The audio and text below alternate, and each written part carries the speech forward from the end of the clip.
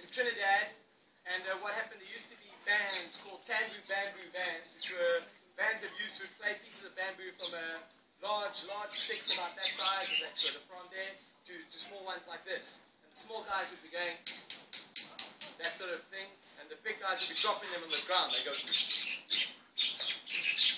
and it was a great fun, and they'd walk around in groups of about 20 to 30 playing in these bands. But what would happen is my band would be walking this side of the street, the neighboring band would be coming up the street on that side, and we'd have a little competition. But because there was no judge, then the decisions were hard to define of who was the best. And so some guy from one band would take his piece of bamboo and hit someone from another band, and it ended up being a whole lot of riots over this. And they got completely outlawed, and they weren't allowed to be tambour bamboo bands anymore. So being resourceful, they picked up anything else. One guy had a coffee can, and that he was hitting, and he was the bass, and he was hitting his coffee can, and of course the more he hit it, the more it started to cave in, a bit like these drums here. And suddenly he realized that he was now the soprano, and no longer the bass in the band.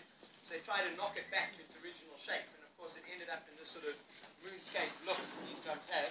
And he realized there were different pitches. And from that time, that was in the 1940s, there were a lot of oil drums around in that part of the world. It was time of the World Wars, and from there they actually started to develop these.